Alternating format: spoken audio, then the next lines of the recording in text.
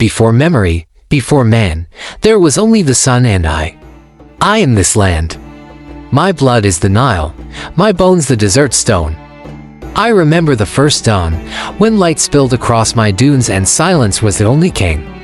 For millennia, I slept, dreaming under the stars, feeling the slow pulse of the river as it carved its path through my heart. I am Egypt, and this is the story of my birth. I remember when my body was torn in two. A schism, a division of self. In the south, where the river flowed from the heart of Africa, was Upper Egypt. My people there were hard, forged by the sun-baked cliffs and the narrow strip of life I offered them. They lived by the rhythm of my pulse, the flood and the retreat of the Nile. Their days were simple, a constant struggle for survival against my harsher moods. They built their homes from my mud, ate the fish from my waters, and buried their dead in my sands. Life was a fragile dance on the edge of the great emptiness. Further north, where my river delta fanned out to meet the Great Sea, was Lower Egypt. A different world. My lands there were wide, green, and generous. The marshes teemed with life, papyrus reeds swayed like a great forest, and the soil was rich and black. The people of the north were traders, fishermen, their gaze turned outwards toward the sea. Their lives were shaped differently, less a struggle for survival, and more a conversation with my abundance. Yet, I was a land divided against itself. My two-halves knew of each other, but they did not know love. Fear and suspicion flowed between them like a bitter undercurrent. From the cliffs of the south, they watched the north. From the marshes of the north, they looked south. Skirmishes were common. A stolen boat, a disputed fishing ground, or raid on a neighboring village for grain. These were not wars for empire. Not yet. They were the desperate clashes of tribes, each clinging to their small piece of me. Their small slice of life. The air was thick with tension, a low hum of conflict that echoed in the canyons and whispered through the reeds. I felt every spear thrust, every cry of pain. As if they were wounds upon my own skin, slowly. Something began to change. My children started to understand. They looked at the river, my lifeblood, and saw more than just water. They saw power. The annual flood, the inundation, was not a catastrophe but a promise. It was the source of all life, the great equalizer, the divine clock by which they measured their existence. Those who could predict my rhythms, who knew when the waters would rise and fall, who could manage the irrigation and distribute the surplus, they began to rise above the others. From the chaos of the villages, leaders emerged. Not kings, not yet. They were strong men, wise men, chiefs who held the trust of their people. They were the first to organize the harvest, to build granaries, to protect the community from raiders. They were the first to truly harness my power. And with this new power came the need for symbols, for things that could speak of authority without a word. The ceremonial mace appeared, no longer just a weapon of war but an emblem of command, its heavy head promising order and justice.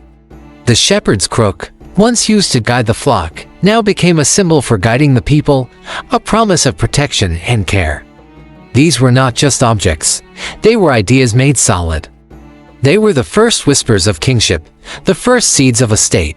The people looked upon these symbols and saw a future beyond the daily struggle for bread. They saw the possibility of order, of a life larger than their own, as these small chiefdoms grew stronger. My two halves began to reach for each other again, not with spears, but with boats laden with goods. Trade began to stitch me back together. Pottery from the south found its way north, and dried fish from the delta traveled upriver. Ideas followed the goods. Stories, beliefs, and ways of life mingled along the banks of my Nile. The lines that had once divided my body so sharply began to blur. The border was no longer a wall, but a bridge. With this growing connection came a stronger sense of identity. The people of the South, the land of the White Lotus, began to see themselves as a single entity. They rallied under a leader who wore the hejjet, the white crown, tall and conical like the mace of power. It was the crown of my upper half, a symbol of strength, tradition, and the rugged spirit of the desert. In the north, and the land of the papyrus reed, a similar unity was forged. The people of the Delta, pragmatic and outward-looking, gathered under their own king. He wore the deshret, the red crown, a strange and beautiful shape with a koa rising from its front. Like a striking cobra, it was the crown of my lower half, a symbol of the fertile earth, the life-giving marsh, and the power of the northern waters. So now I wore two crowns, the white and the red, to kings, to kingdoms, sharing one body. For a time, there was a fragile peace, a balance of power, but I knew it could not last. I could feel the growing ambition in the hearts of my kings. I am one river, one land. From the first cataract to the great sea, a body cannot serve two minds. The tension that had once been the friction between small villages now escalated into the rivalry of kingdoms. The air grew heavy again, not with the dust of skirmishes, but with the scent of an approaching storm, a great war that was destined to come. A conflict not for grain or cattle, but for me. For my soul. For the right to wear both crowns upon a single brow. The sun sets now, painting my waters in fire and gold. A great silence falls over the desert, the same silence I knew at the dawn of time. But it is a different silence now. It is not empty. It is waiting.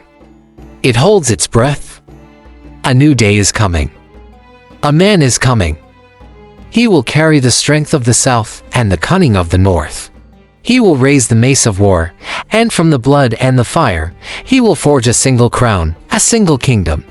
He will unite my two halves and I will be whole at last. My story is not over. It is just beginning.